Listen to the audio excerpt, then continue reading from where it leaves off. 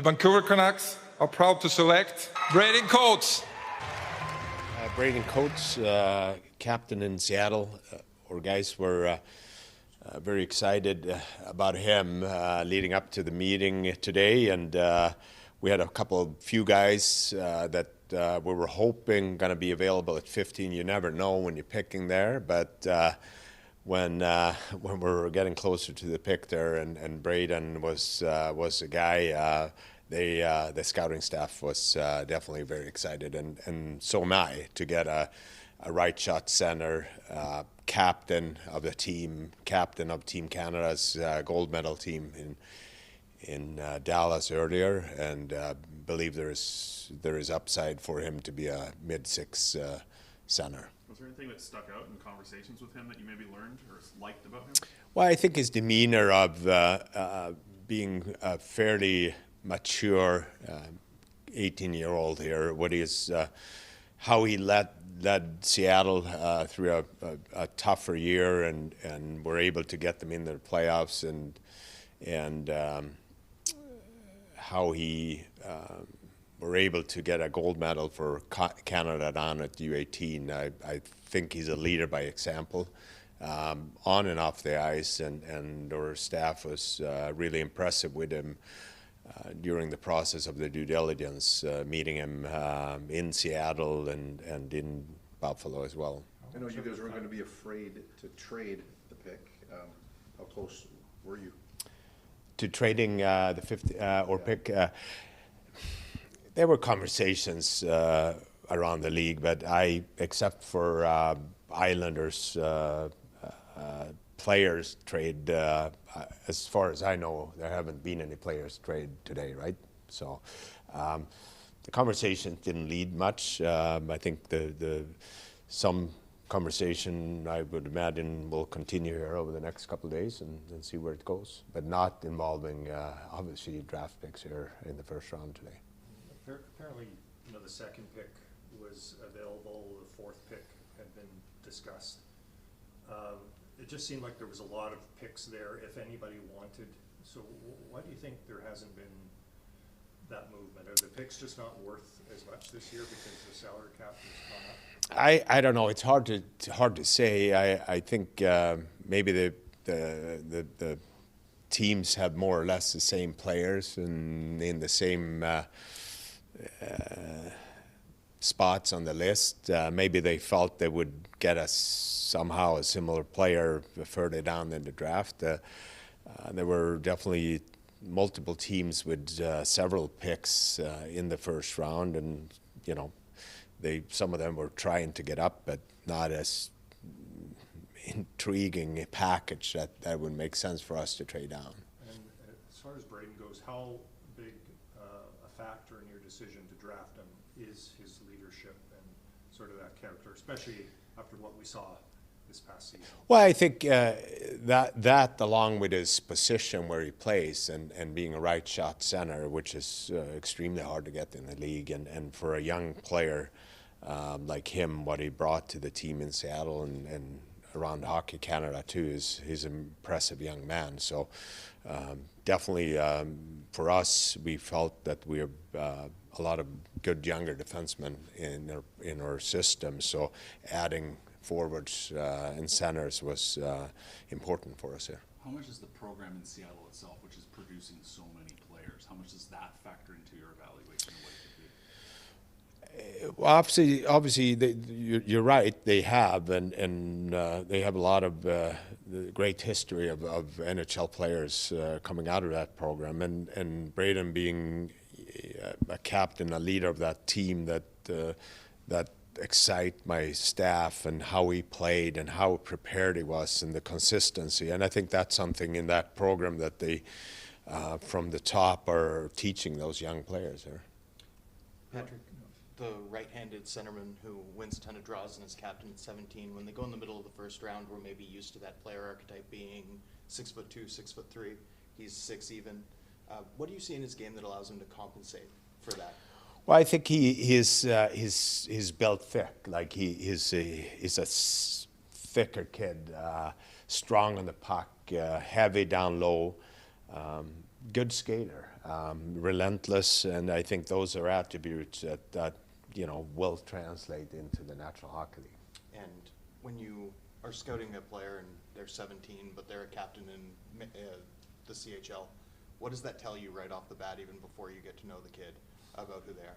Yeah, I think you more, or scouts get to know the person, Braeden here, you more they get to like what he had to bring, and his core values, and how he interact and how he treat his teammates, and being part of a community down under in Seattle. Watching him around Team Canada as well, it was impressive, and very happy for him being part of that gold medal team. So obviously my scout's job is through the process on and off the ice, and making sure we're aware of what personalities we're bringing in here, and easier for our development staff to start working with Braeden here right away tomorrow. Michael Samuelson and Komisarek are down in LA here and get to know all our picks here over the next couple of days.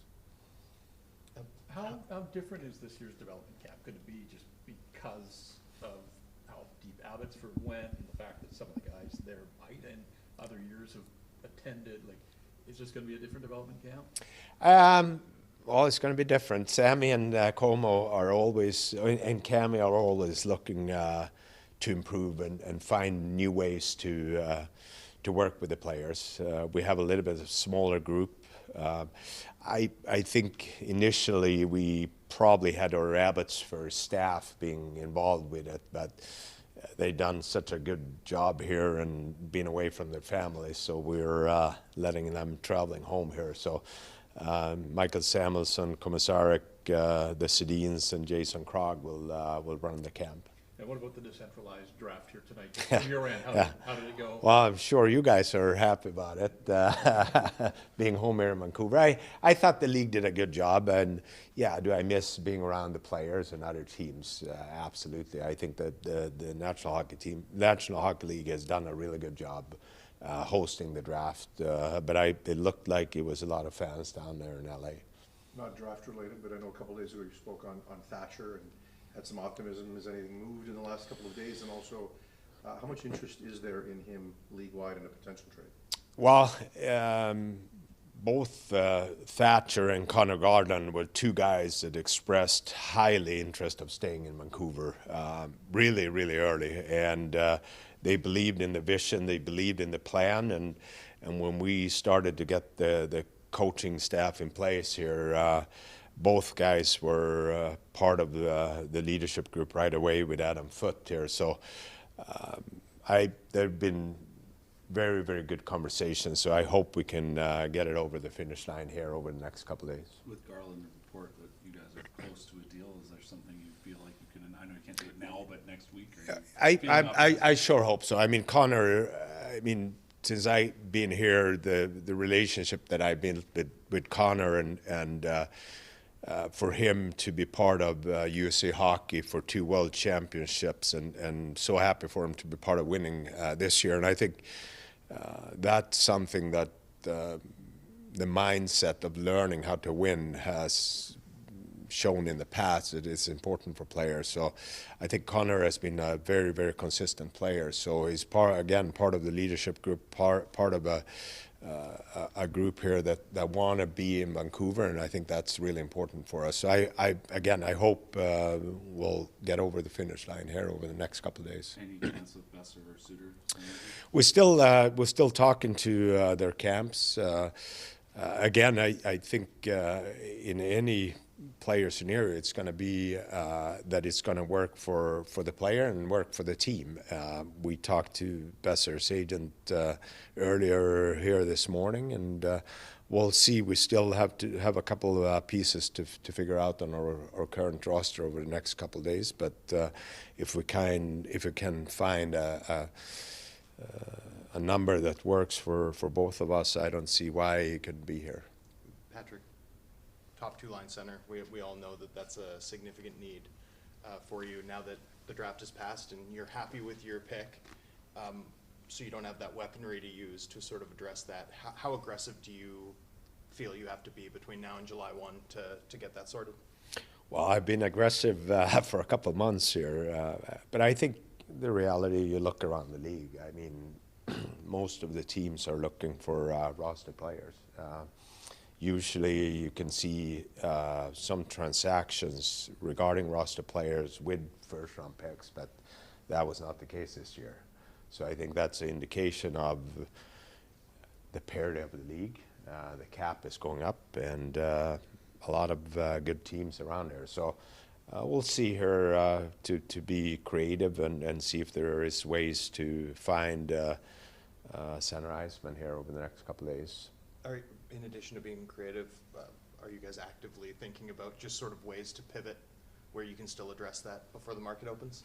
Yeah, and that's what I mean by being creative. Like, you know, see if there is, first of all, there's going to be players that are available from other teams.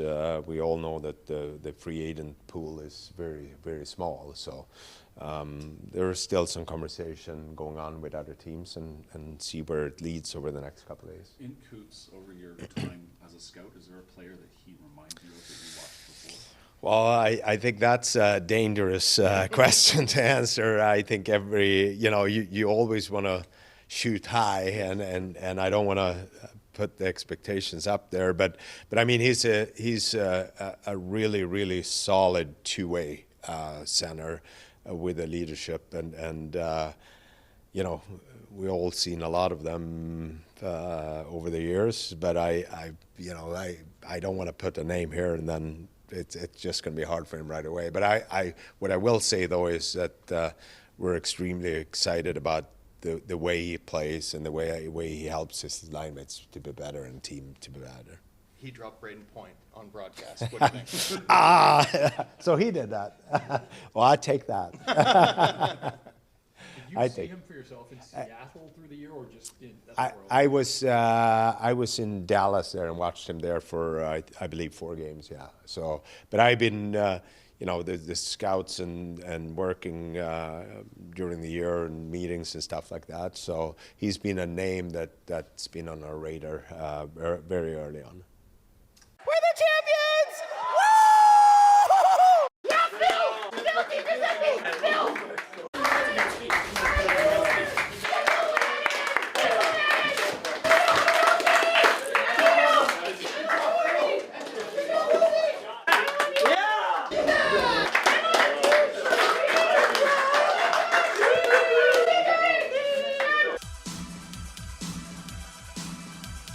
Generational talent. Thanks for liking the video and subscribing.